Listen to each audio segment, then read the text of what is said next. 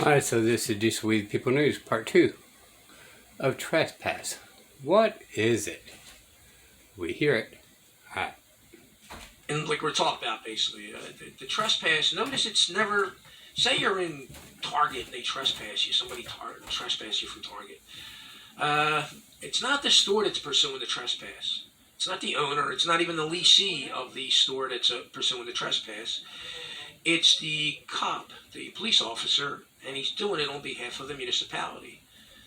And the problem they run into, like we said here, is they have no standing to maintain a trespass action against you because the plaintiff must have actual possession of the land or a right to possess the land. And neither the cop nor the municipality he's working for have actual possession of the land or a right to possess the land, nor are they adverse possessors, nor are they licensees or tenants of the property. So they can't maintain standing to have a trespass action against you. And even if you look, even in Pennsylvania, here's basic trespass, 3503 criminal trespass. A person commits an offense if, knowing that he is not licensed or privileged to do so. I'm pretty sure you're privileged when it's a public accommodation and they're open to the public, and you enter during business hours, you are privileged to enter upon that property.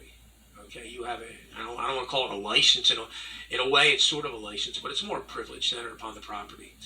Now, if you enter upon the property when it's closed, that's different. Then it's a trespass, and it's probably breaking and entering.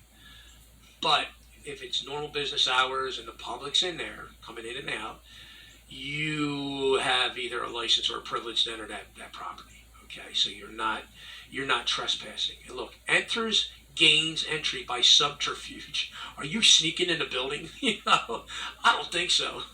Well, look, or surreptitiously, I'm going to try that one. Remains in any building or occupied structure or separately secured or occupied portion thereof.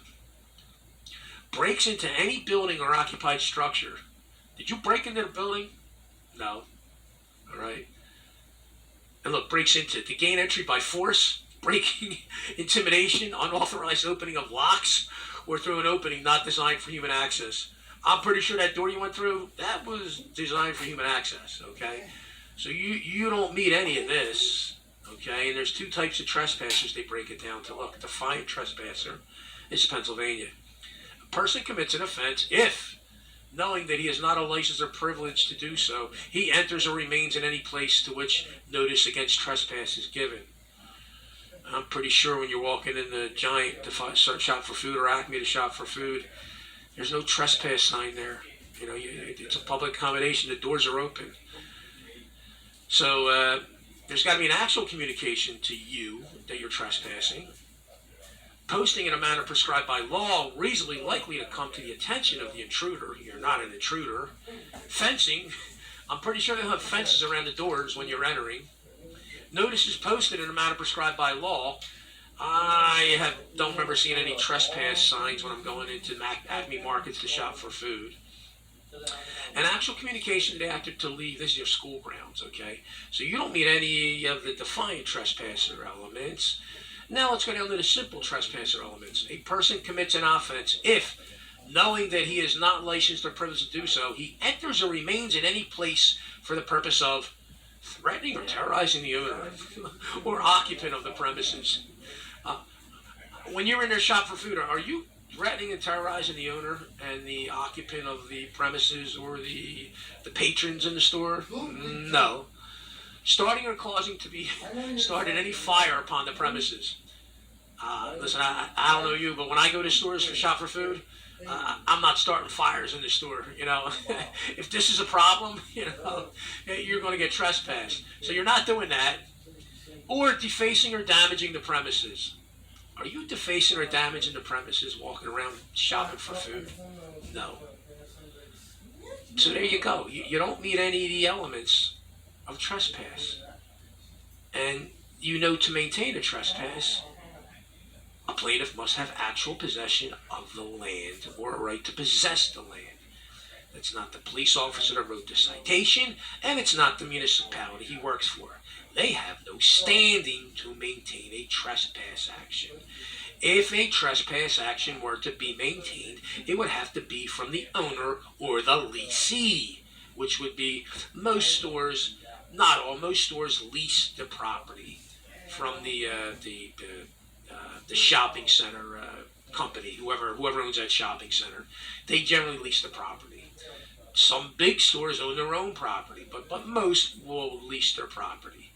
So the cop is no standing. The municipality has no standing to maintain a trespass action. This is why I say you have to be the owner, or you have to have possession or a right to possess the land. In other words, you've got to be the owner to maintain a trespass action. The cop can't do it, and the fictional corporation doing business as whoever, whatever the municipality is, with a Dun& Bradstreet number, that's nothing but a stack of papers, can't maintain a trespass action. And the attorney that's going to bring this ridiculous thing, he's got no personal knowledge of anything that happened that day. He can't testify to anything that happened that day. He's not a witness. He's got no standing in the matter, no personal knowledge. Okay, so he shouldn't even be involved in this matter if it's a trespass. If it's a trespass, owner of the store, the leasee of the store have to bring the trespass. The cop doesn't have standing, the municipality doesn't have standing, and Mr. Attorney doesn't have standing. So use this stuff. Challenge this against them. This is how you knock out their paperwork. You take whatever they're charging you under, you go print it out. You go learn that code, whatever they're charging you under, you read it inside and out. And you go through everything. Look, licensed or privileged, he is not licensed or privileged to do so. So they would have to argue that you are not privileged to enter a public accommodation to shop. Good luck with that. And they can't impose unlawful things upon you to access their business, okay? It's really no different from them saying, hey, listen, you've got to let us rape you to enter the building. This is our policy, Or we have a policy against black people, or we got a policy against white people, or we got a policy against brown people, or we got a policy against people that wear black shoes and red shoes, and what? These are policies. Policies don't override rights. There's this little, it's an agitation for them. It's called the Supremacy Clause, Article 6, Clause 2, which basically states the federal constitution is the law of the land and anything in conflict with it, including the state constitution and any corporate code, statutes, ordinance, whatever, that are in conflict with that federal constitution are notwithstanding. Okay, so they can't use their policy to supersede secured rights. And when you argue this stuff, I'm trying to get this across to people now, you don't argue that you had your constitutional rights violated. You don't have constitutional rights. Get that in your head. You do not have constitutional rights. Constitution does not grant you rights, okay? You have natural rights or God-given rights, okay? They're a known thing. It's not a debate. You have these rights, okay? So what's actually happening is the officer that brought this action didn't exercise objective reasonableness.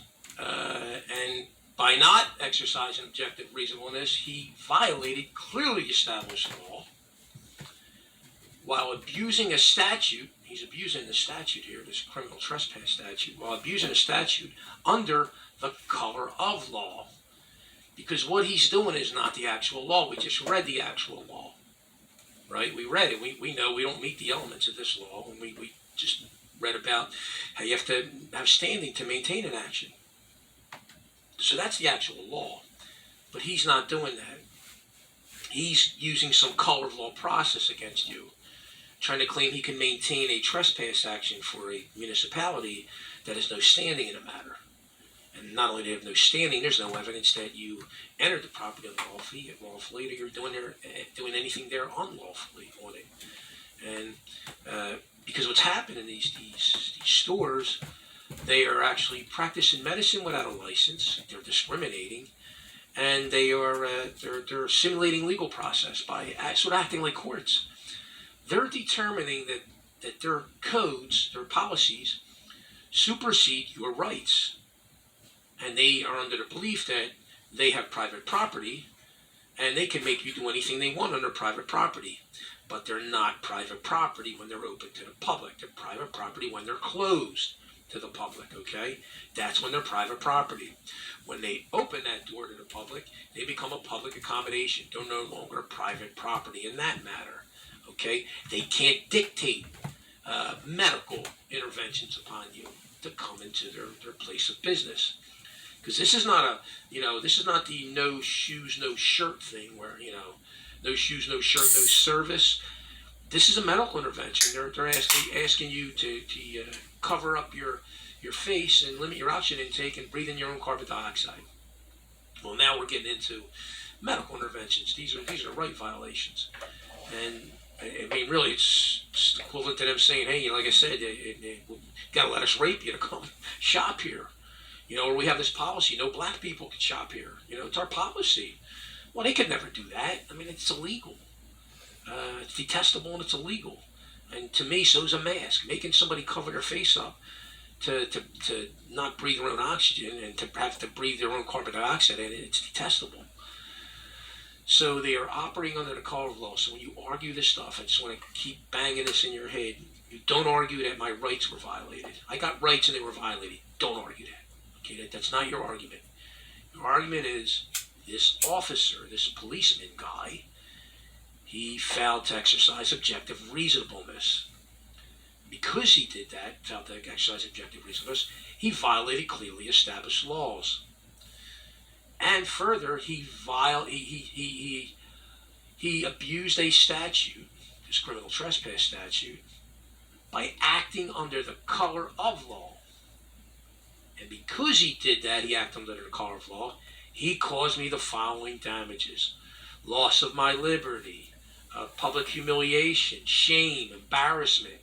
These are all causes of action that you can get paid for.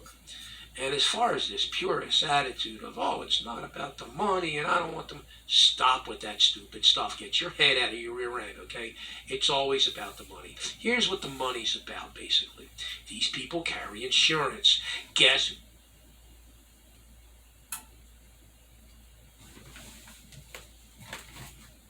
These We the People News.